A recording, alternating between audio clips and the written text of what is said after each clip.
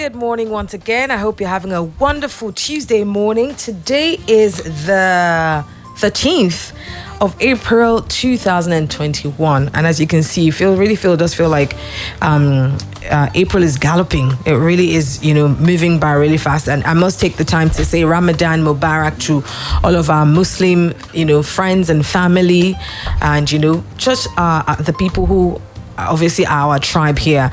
And we pray that as you go on this journey, this spiritual journey, and like we always say, that it will end in praise. Welcome to Beyond the Surface. I'm Ronke Giwa Onafuwa, and of course, as we all know, it's the holiday season as well. For schools are on break, so I'm sure that parents are having a lot to deal with at this time. For those whose children are not in some lesson or in some camp or the other, I'm sure you're trying your best to make sure that the children are also as busy as can be, in that they're not too idle. So wishing you the very best to all parents out there and guardians. Wishing you the very best this holiday. All right, so today on Beyond the Surface, we're looking at an interesting story that sort of broke yesterday, and obviously that made Twitter go berserk. It was the announcement made by Jack Dorsey, and if you're wondering who Jack Dorsey is, he's the CEO of Twitter. Do you have a Twitter handle? Are you on Twitter? Are you not just on Twitter? Maybe you have a Twitter handle, but are you actually someone who tweets a lot? Let me ask Toby, are you on Twitter? Okay, do you tweet a lot? Okay, not really. So I'm sure. Oh, just to read what's happening and stuff. And I'm sure there are lots of people like that, especially in Ibadan. I think Ibadan is really catching up to Twitter. And I remember I am verified on Twitter. I'm very proud of that as well. And I remember when we started using Twitter, and sort of Twitter was gaining ground in Ibadan. I remember the people like Badoski, Boski at the time, Nikel and Lane, and it was such an enjoyable place to be. I remember that everyone was wondering what is going on. What's this new app? It was Facebook that everyone was used to at the time. And so when Twitter came on board, it was sort of a place to sort of vent, to rant, it's a place of words. It's a place where you can articulate your thoughts and all of that. And over time, Twitter has also even increased the numbers of tweets or numbers of words per tweet in a tweet. So we have come a long way in Ibadan, in Nigeria generally, in social media. And so yesterday when Jack Dorsey tweeted and announced that the company, Twitter, will be setting up a presence in Africa, so many people were excited. If you recall time, Jack Dorsey on Twitter generally was very supportive in amplifying the voice of the youth in Nigeria, and against police brutality and against all sort of things in governance that people did not like. In fact, I remember that if you tweeted NSAS, there was a fists in the color of Nigerian flag that you would get, and I'm sure people were very happy about that. I remember one of the aides of President Buhari then, Bashir. I can't remember his name now. His full name now, who had even threatened to sue Twitter, and then had gone ahead to make an announcement about how he was going to sue Twitter, but I think he went back on that after a while. But then the blaster or the disappointing thing for a lot of Nigeria is the fact that yes, Twitter is on the continent, but it's going to be in Ghana. And Jack tweeted, Twitter is now present on the continent. Thank you, Ghana. And Nana Akufo-Addo, who is the Ghanaian president. Of course, this statement shook a lot of Nigerians, because I think we have more Nigerians on Twitter than Ghanaians. I was trying to get the stats, which is somewhere online. I know that in total, we have about 20 million people on social media in Nigeria. As to how many exactly on Twitter, I would definitely still find that statistic. But there are loads of Nigerians on Twitter, and is definitely something that we cannot gainsay. We cannot sideline. But obviously there are reasons as to why Twitter decided to establish its headquarters in Ghana as opposed to Nigeria, and a lot of people were actually speculating on that on social media. And one of the people that's speculating on that on social media is someone that has been on the show before. He's very prevalent on Twitter. He's an influencer, and he's also into tech as well. If you remember Timi Olagunju, remember the last time I brought him, very eloquent, very articulate. Timi Olagunju is a tech lawyer and a policy consultant. He was nominated as one of the most influential young Nigerian in policy influencing, and he'll be talking to me shortly on this. In this conversation, the choice of Ghana as HQ for Twitter Africa operations, the Ghanaian government and the people obviously, how we have this rivalry, this friendly rivalry between Ghanaians and Nigerians. We argue about whose jollof is the best. We argue about all sorts of things. There's this banter on Twitter. So the fact that Ghana scored a point here with Twitter obviously dealt a blow to Nigerian Twitter. I don't know if you found anything were you able to find me anything on the stats on how many people specifically, how many Nigerians specifically are on. Yes, fantastic. So I'm going to get Timmy up in a bit. But also Twitter Ghana is also employing. So that's also for anyone who's looking for a job there. They're also employing, and I hear that a lot of Nigerians are actually, being employed, in some of the vacancies that they have there. Like I said, there are lots of reasons as to why Ghana was chosen. Some people say they're a champion for democracy. Remember not too long ago, like I said, where some affiliate of, the president had decided to sue Twitter for affiliating with the youths concerning the NSAS movement, So that's one thing. So I can imagine that obviously Twitter may not feel as safe, in quote, establishing a base in Nigeria where, for example, someone can just decide to shut down Twitter, or can just decide that, hey, start to, put all sorts of stumbling blocks in their way. Well, Dorsey stated that he was going to apparently return to Africa to live for 6 months in 2020, but the pandemic made sure that plan was soiled, and since then not much was communicated by Dorsey or the Twitter team about the visit. Although in September the company subsequently made some mental health and cultural partnerships with local communities across the continent. Okay, I'm gonna get Timmy on the line in a moment, and we're gonna discuss this and some of because it's not even just about Twitter.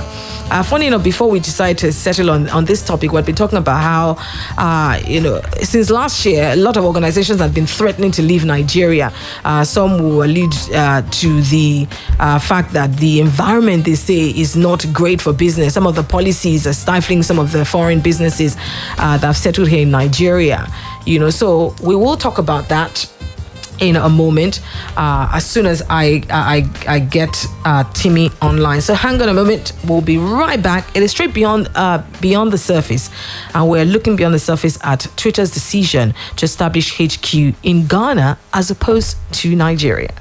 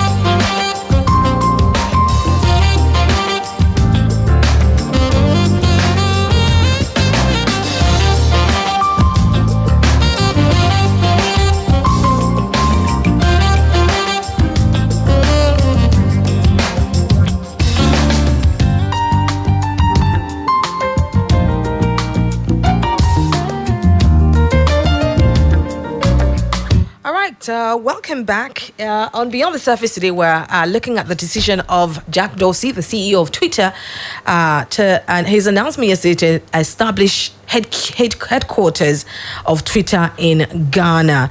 And of course, if you look at, Twitter has had such a high number of users in recent times.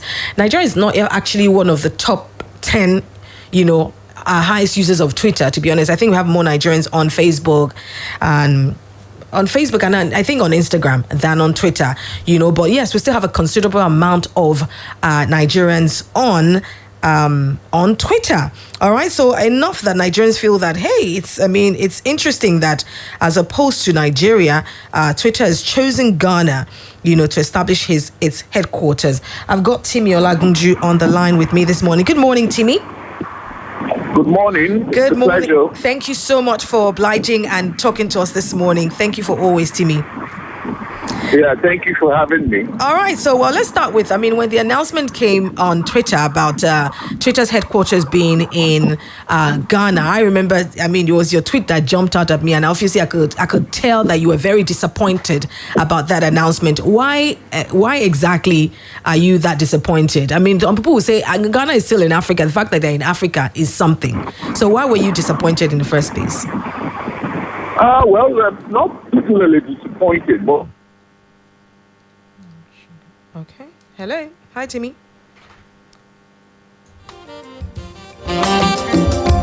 With a massive, a massive market share, and so it would just have been most logical for Twitter to have cited.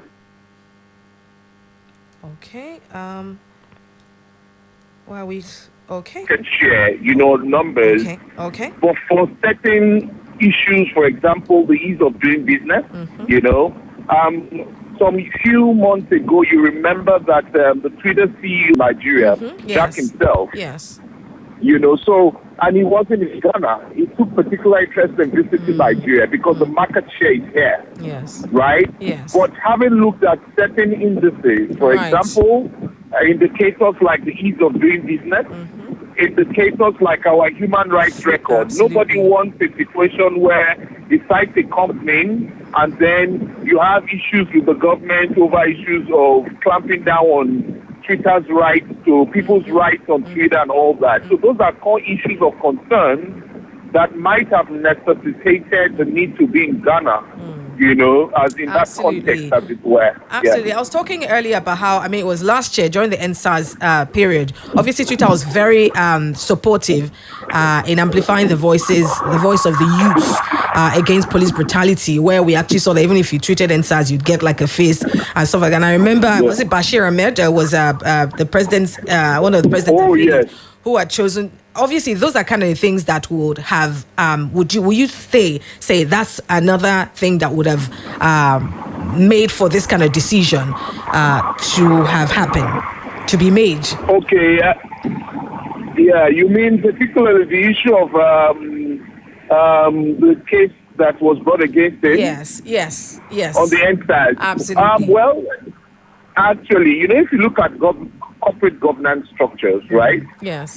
You see that unlike most developed countries, they have a strong corporate governance structure in which the person is different from the corporate personality, right? So we can give that record as, but then, that kind of evidence or issue, which amounts to no issue at all between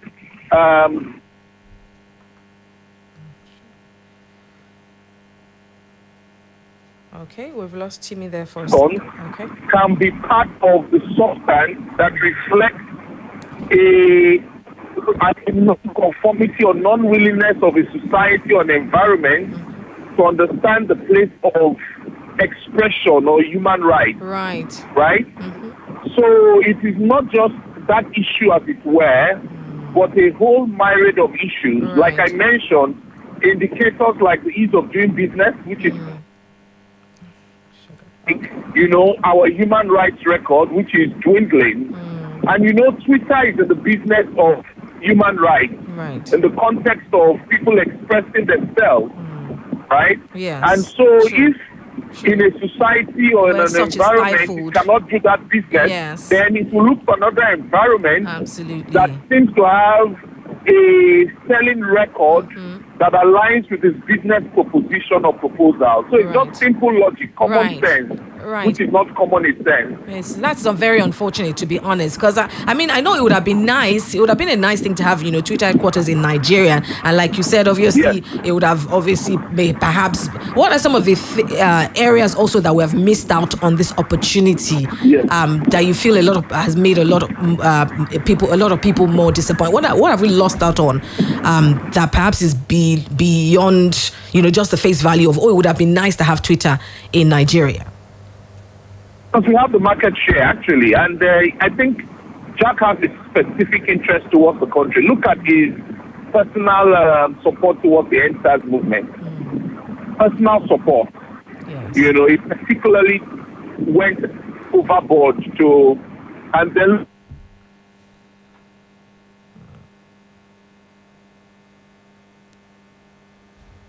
Okay, we're trying to get Timmy back. Okay. But beyond the government, the government is filled with a lot of politicians who seem not to be going anywhere. That's the truth. The basis upon which their salaries are paid from. We have people who think they're Lord over all. And so that is why I was calling on the business community understand that they need to start pushing policy proposals around doing business. Because if they do not push it, they might not also be able to survive the environment that we are headed towards, which is an environment of where people do not understand the place of business, but doing things based on their own whims and caprices. So that's why we need to call on the business community, to stand up and start pushing policy to drive ease of doing business. Because a lot of people have a lot of people have said it feels like the government pays lip service with regards to this ease of doing business, pays lip service to startups, SMEs, because there are policies that sort of strangle and stifle some of this. And what are some of the ones that you can talk about, for example, that we definitely need to work on, Timmy? Yes, so one of the key indicators is that you see the government, right? There is something called procurement. When you want to look at the trajectory of how a government is trying to drive an action plan or a direction, you look at how it is spending its money. That's what we call procurement, right? Yes. So in terms of procurement, the government can be quite proactive in trying to... Okay. Hello? Okay. For example, look at the software space. Look at the current clampdown on the people.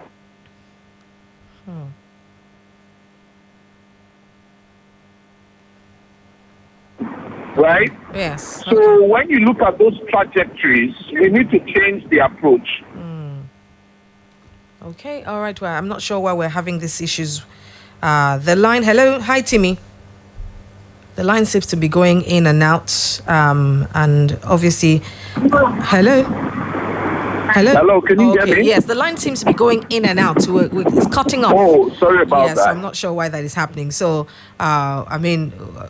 so we're not able to hear some of the things that you were saying. I was saying, okay. Yes. But can you hear me now? Yes, we can hear you now. Let's hope it stays consistent. So in terms of how the government relates with the business community, it should not be a hands-down approach. It should be a consensus approach, right? Yes. Say, we want to achieve this policy. How do you guys think we can better achieve it? Rather than a hands-on approach where the CBN or, SEC comes out with some regulatory policies and hands it down on the tech community. So these are core issues of policy concerns that we need to look at. Absolutely, absolutely. And I mean, also with regards, ease of doing business as well. I mean, apart from Twitter not establishing HQ here, I mean, last year, a lot of Yes. foreign companies and big organizations that, for example, in recent times, we've seen ShopRite, being sold, and quite a number of other companies that we used to be here and and have chosen to set up in other African countries. So these are the some of the issues. But some people also say some of these big companies really are the ones that may not be allowing the small companies. We know when ShopRite came, for example, a lot of small supermarkets had to. Is it an either-or situation of either get the big companies to stay here as opposed to allow small businesses thrive, or can we have both situations happening at the same time? The truth about it is that the Nigerian market is always big enough. It's big enough? Always big. Okay. Yes, always big.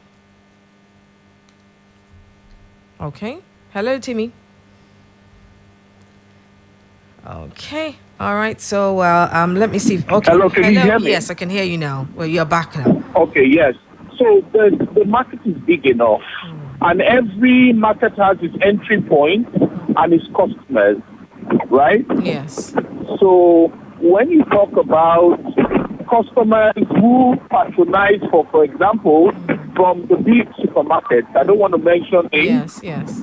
Right? You realize that there are certain customers that buy in bulk, and those customers will never go to the small supermarket. They will practically always look for that big supermarket to purchase this stuff from. That is how they operate, right? Yes. And so the context of this big supermarket affecting small supermarkets is mostly not based on research or evidence. Because, you understand, the real evidence is in the context of the fact that, look, if we want to drive businesses, for example, Nigeria produces cars. What policy has, the government put in place? It purchases cars that are produced in Nigeria. Exactly. Right? Yes. That's the first part. But we would rather go budget some billions and then use the money. Absolutely. To buy foreign cars to the detriment of, cars made here. Hello? Anyway, right? To say, look, produce these certain numbers for government. And that's why you had a lot of government officials using PTO that time. And so it is not just about healthy competition, it's part of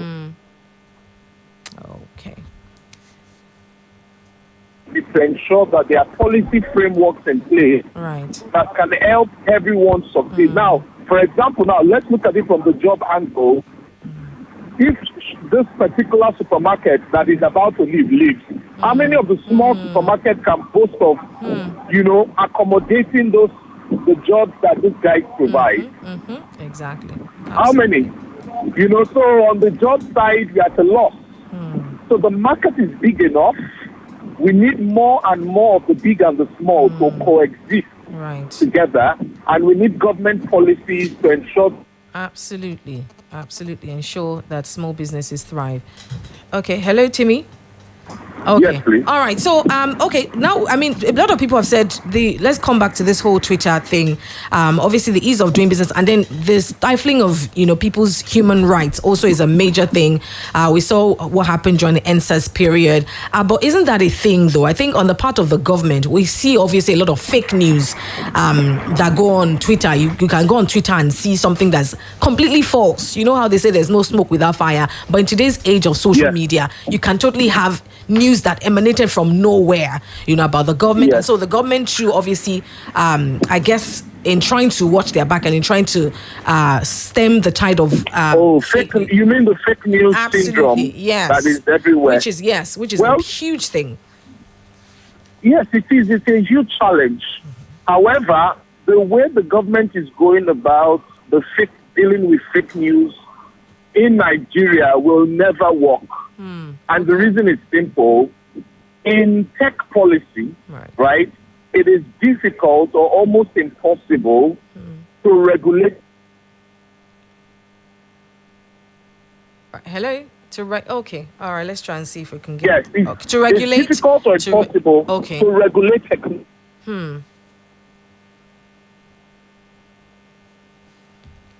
Okay, I'm not sure if this is from our end or Timmy's policy. Okay. You need to look at the environment of the policy. How many of the laws that we've made in Nigeria have? Okay. So making a myriad of laws is not the point in question. Okay, what should they be doing? The point in question should be, first questions to be not how do we regulate social media. That's not the question the government should be asking. It should rather be asking the question, how do we ensure that we stem the tide of fake news as we have it? That is the question. From that question, we will then come out with a policy solution, which can take this form, a policy solution, and that's what the world is using all over. Right. For example, the government starts to invest actively in training media practitioners and training civic leaders, right? First line, train the trainers program to ensure that people begin to understand the importance of ensuring that fake news is tame in the society. Right. Okay. So why don't you explore a solution to say, look, let's work with the technology providers to be able to ensure we can reduce the spread of fake news to a large extent. Right. Right? Look, for example, corruption. BVN has helped us to stem corruption than any law or policy. Okay. Timmy, you're breaking up a bit. Hello, Timmy. Hello. Policy solution. Okay. Investing in training, start young. You know, maybe the best. Okay. Okay, all right, Timmy, you're breaking up. Unfortunately, this connection is really, really bad. Okay, all right. Perhaps we'll try and get Timmy back on the line and see that if we can, get him back. But I was also going to ask, because I know a lot of countries, not just Nigeria, there are lots of other countries that are having issues with some of this apps, social media apps. We know in America, for example, during the Donald Trump time, there were so many issues that Twitter had to sort of take. Hello, Timmy. Okay, let me try and get him back. Okay, hello. Okay, hello, Timmy. Okay. Yes. Okay, yes. Great. Yes. Yes. So when we're able to do this kind of things in the next 5-10 years. Yes. So train media practitioners so that obviously fake news can even if there's fake news on social media, when people get on air on TV, those kind of news do not filter to those kind of places where they're able to fact check some of this information. Yes. Okay. So basically, yeah. So once we're able to do this, in the next 5 to 10 years, might be able to drive solutions. For example, even the issue of the way the EFCC, for example, is handling the issue of Yahoo boys in the country. I'm telling you, interestingly, if you do your research, in the UK, for example, teenagers, anybody below 25, 30 and below, right? Teenagers and youths who are found to be culpable are not actually sent to prison. They are sent to a certain center. And at the center, they assess them for a while to see if there is a certain remorsefulness. Okay. Where they teach them to become ethical hackers for government institutions, for those who are willing. I'm telling you, in the UK, young teenagers, those teenagers you hear that they hacked banks and remove £1 from people's accounts and the like. That's where they send them to. They become ethical hackers. And eventually start to collaborate with the government to help fish out people like them. Oh, okay, all right. Well, I just want to ask finally, Timmy, if you can hear me. Hello? Hello, Timmy, are you there? Okay. Unfortunately, this connection is really bad. I wanted to ask, though, I know that Nigeria is not the only country that's having issues with a lot of these tech giants.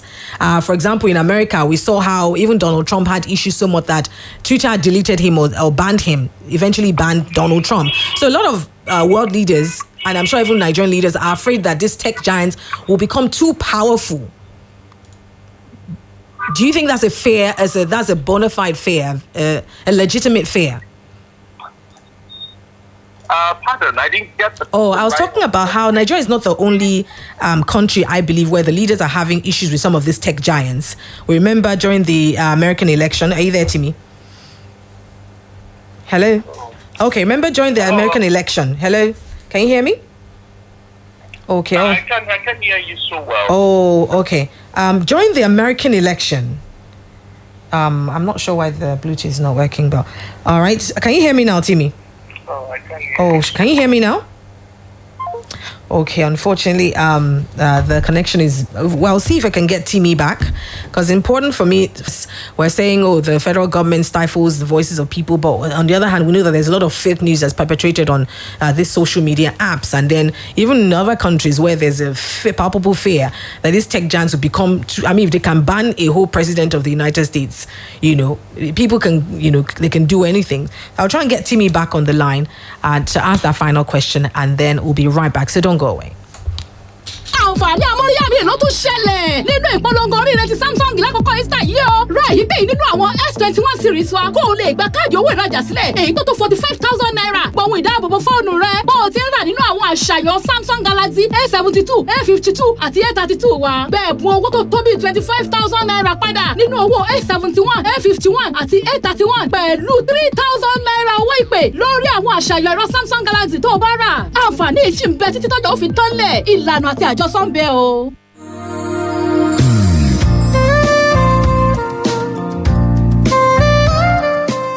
A fully furnished, nice and comfortable hostel accommodation in University of Ibadan, or a place for seminars and executive trainings at the same venue? You do not have to worry. Adebayo Akonde Hall suits your lodging needs and provides you a home away from home. Adebayo Akonde Hall is a 4-star hostel built in a serene environment with constant supply of electricity. It has fully furnished rooms that gives you great comfort at an affordable price. Adebayo Akonde Hall is located at Ajibode Extension, University of Ibadan. To make reservations, visit www.adebayohall.com or call the numbers 0805-699-8718, 0805-699-8719, 0805-699-8720. Adebayo Akonde Hall. Built for comfort. Built for you.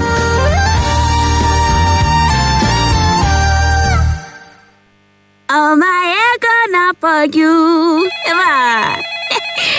Hello? Casey, baby, how far now? Sure you go free this Sunday. I won't spoil person pikin. Hey, which Sunday? This one now. I know day. The Sunday after I'm come. Every Sunday, I no go free. Waiting happen. You mean say you no know? New season of Nigerian Idol don land. Yes, sir. Nigerian Idol don land. Better singing competition with talent wey sabi and plenty drama from the judges. Una go fit watch weekly shows from March 28th and every Sunday for Africa Magic Channel 2 by 7 p.m. sharp. So run, recharge your GoTV subscription on top my GoTV app or USSD star 288# to enjoy yourself. Now Techno Mobile and Biggie Drinks bring on this season of Nigerian Idol. GoTV, love it. Now, where's that big malt? Today was just one of those days. Woke up by 5, made breakfast, went to work, did my just work. Then Oga's work, came home, made dinner, and now nothing can stop me from enjoying my rich, smooth, refreshing Dubic malt. Enjoy the silky smooth taste of Dubic malt. Dubic malt, crown the moment.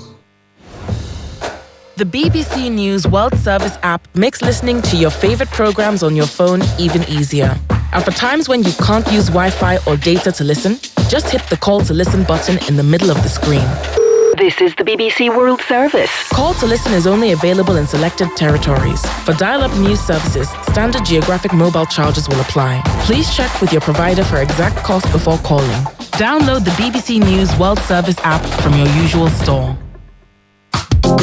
Ní ìlú tó kún fún oríṣiríṣi àwọn èèyàn, fìlà kóhùn lè bá igba orí mu, pàápàá jùlọ tá a bá ń sọ̀rọ̀ oorun sísùn. Ìdí èyí tá a fi dìídì ṣe mú kàyé fún ọ, ìwọ ìyá, bàbá, ọmọdé, àgbàlagbà. Báyìí, wá mú ká tìrẹ rí lónìí, kó o sì jí pẹ̀lú ara líle láti lè ṣiṣẹ́ òòjọ́ rẹ. Kàn sí muka.com. Muka, ó mú ìrọ̀rùn sínú ayé wa. Oh, Khalifa, is that the last cup of Bonvita? Yes. Oh, no. Well, you can take it. It's okay, you have it. No, you take it. No, have it.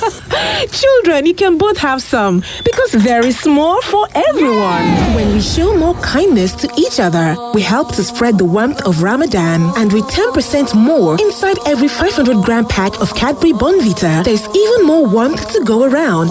Ramadan Kareem.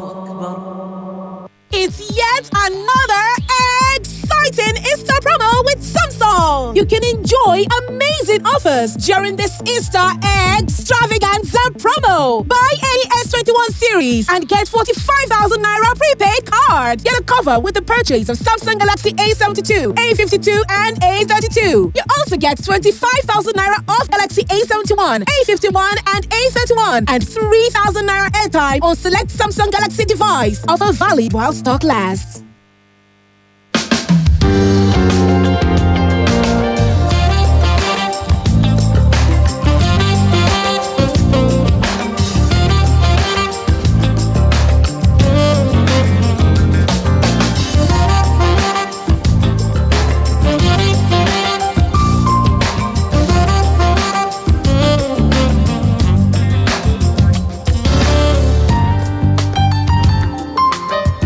Welcome back. Thank you very much for staying tuned. For those who are following the conversation, thank you so much.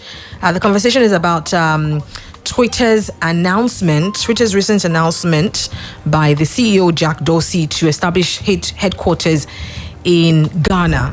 Obviously, it caused a lot of the conversation on Twitter because a lot of people felt, hey, I'm sure we have more users in Nigeria as opposed to Ghana. But then, of course, people stated the obvious, which is the fact that, hey, apart from Twitter not establishing a headquarters in Nigeria, there are lots of companies who are upping and leaving because they say the atmosphere, the business environment is just not conducive, for business to thrive. Also, the fact that, just during the NSAS period, when Twitter had backed Nigerian youths who were advocating against police brutality, the Nigerian government Twitter had felt like, the human rights were not respected in Nigeria. So how can a Twitter be here when, for example, people had made jokes about how one day somebody can just decide to shut down Twitter, can just decide to lock their gates, can just decide to revoke their license, and policies like that just portend that to show that human rights are not really, are respected and valued here in Nigeria. So I really was going to ask Twitter, because in fairness to a lot of world leaders, obviously who that have issues with a lot of these tech giants like Twitter and Facebook. Facebook has, Mark Zuckerberg has become powerful. Jack Dorsey has become powerful because on their platform alone, news can break. People now go on Twitter to break news, on Facebook to break news. People now look to social media as opposed to during the time when they would look to television or the news on radio to get their news firsthand. These days, sometimes even radio stations and TV stations get their news from Twitter. It's interesting, but that's the reality. So they've become so powerful because now on the negative part is that someone can just decide to go on Twitter and say your dad did something you did something you didn't, and it will go viral. And obviously before, how they say that, while the lie has traveled through the continents of the earth, the truth is still tying its shoelace. So before you can come out to say, this is false news, the lie has, gone far and wide. And how many people do you want to come and back to start saying, oh, this was a lie? So, of course, there are lots of fears with regards. Unfortunately, I can't get Timmy back. I'm sure he's really busy. But he did make some valid points earlier on. For those who missed it, I'm sure you can listen back on some of our platforms on our website. But yes, he was talking about how I mean, there's a huge loss to this. The fact that Nigeria's lost investments would have come in from Twitter being here, jobs, the fact that also it would have put Nigerians on some sort of clout and platform would have been great for Nigeria. It would have been a great look for Nigeria, apart from it being a great look for Nigeria. And I really do hope that this will make our leaders sit up. I'm hoping that it will make our leaders sit up. Unfortunately, I can't get Timmy back, like I said. I hope it will make our leaders sit up. Human rights they were in 2021, and just waking up and putting policies in place that stifle the voices of people is not okay. And like I said, yes, there are some areas where people would say also these tech giants, there are fears as to how powerful they've become. I talked about how during the last American election, even the president at the time, Donald Trump, was banned from Twitter. So if that can happen, if they can ban, one of the most powerful people in the world, then that means, they have such huge powers that they also must take responsibility and accountability for. If you'd like to wade in, I'd like to hear a few people who can wade in and talk about what we can learn. What is the teachable moment, especially for our leaders from this point? And not just Twitter, but all of the organizations that are choosing to up and leave. The insecurity, even in the country, is another huge factor as to why some foreign companies would decide that, hey, this Nigeria is just not the place for me. And oftentimes we talk about Nigeria being the African giant.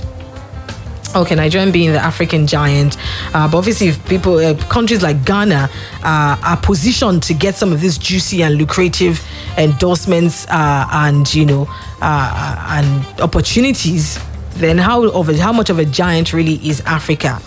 All right, so I haven't got too much time, so I can perhaps only take one or two contributions, but let me know your thoughts. All right, Timmy's back. All right, let me try and see. Hello, Timmy. Good morning. So sorry, the connection's been, Yes. I'm so sorry about the connection. But before I was talking about how a lot of world leaders also are skeptical about systems and how powerful they are becoming. We remember the last election in America where Donald Trump was even banned. So is there something that, I guess that's even something that Nigerian government may be worried about? What are your thoughts on that? I think. Oh, okay. All right, Timmy, can you hear me better? Okay. All right. Unfortunately, the connection is really bad. So I think we should just leave that there. That's not working. All right. So let us know your views. What are your thoughts? A lot of people have shared their thoughts on Twitter. In fact, Ghana was trending yesterday on Twitter.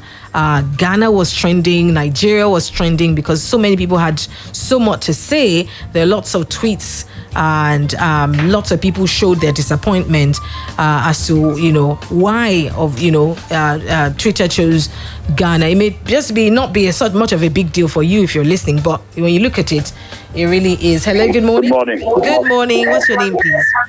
I'm Olushola Julius. Hi, Olushola Julius. How are you? I know you're also very, your voice is very strong on Twitter as well, so I'm sure you followed the conversation. What are your thoughts on?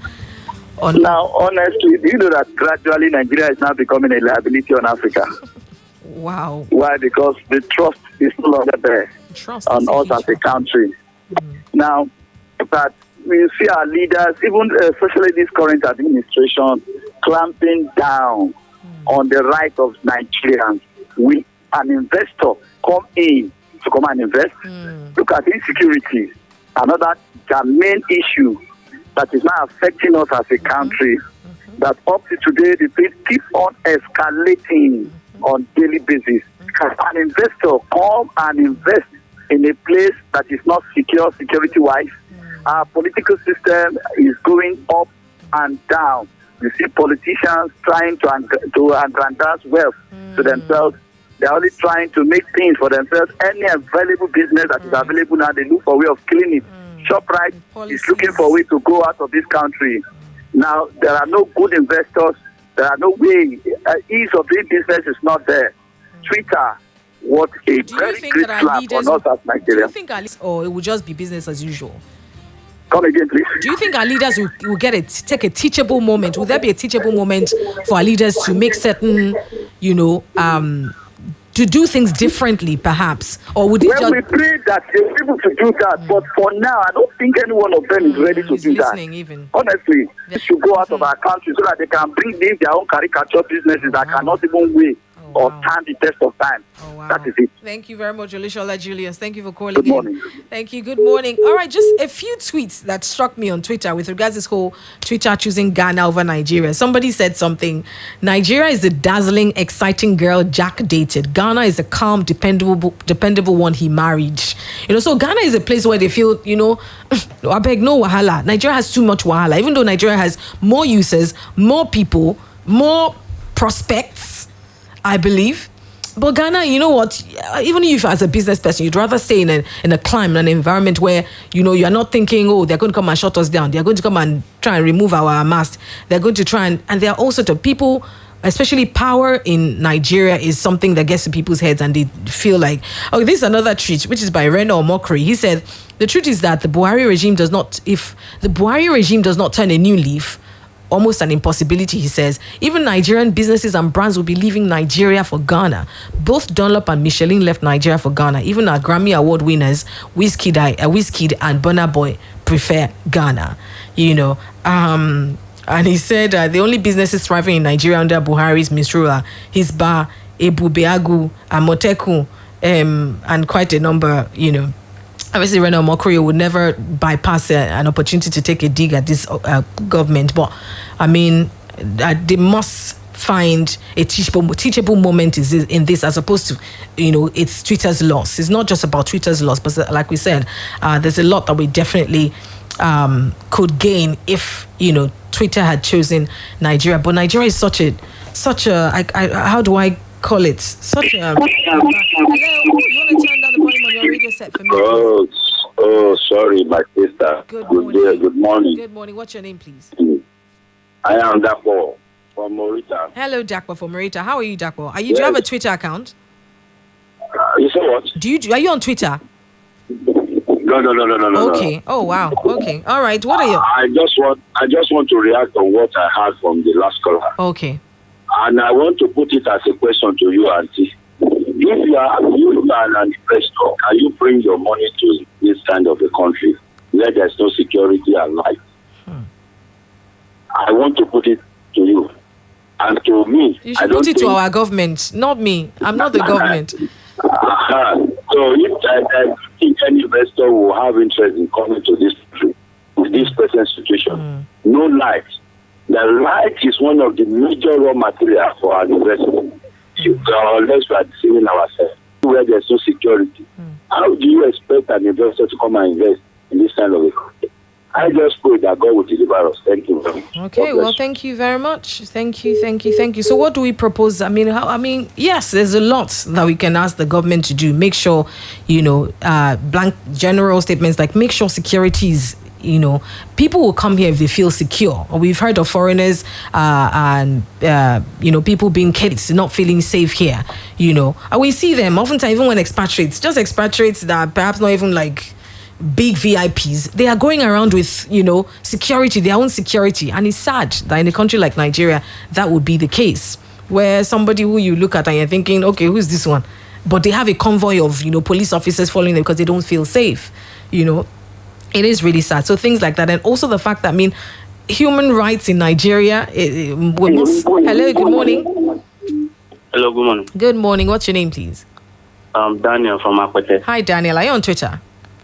Of course. I'm on Twitter. Oh, great. What's your Twitter handle? At Daniel Olanrewaju. Oh, okay. All right. Okay, I'll find you. All right, go on, Daniel. What are your thoughts on this? This is the evidence that the government has failed. So they will be talking about the foreign investors, foreign investment food business. I have gotten a visa of 150,000. But we hardly have light of 4 hours a day. So how am I going to start a business? I have to go and look for money to buy generator. Right.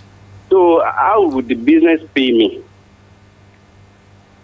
So this is the evidence that the government has failed in terms of power, security, human rights. This is the country that I know that if you protest, they will catch you. You see what happened during the answers? That they say they are going to sue Jack Dorsey.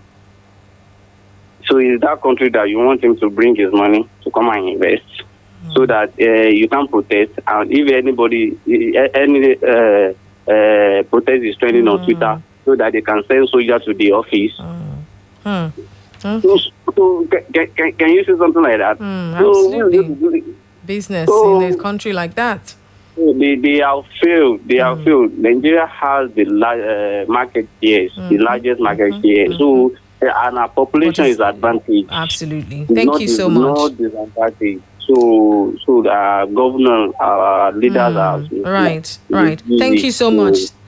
Thank you so much. We appreciate your comment. All right, then. I mean, they've all said it. Nigeria has, such a large market share, but a business person would think, is it worth it? Just because of the numbers our numbers alone is enough reason for anybody to come and want to do business here. It is enough reason. I'm talking about our numbers. But it's unfortunate that even our leaders don't know what to do with our numbers, or they don't know how to properly utilize our numbers. Human resources are big. Even businesses these days are looking for database.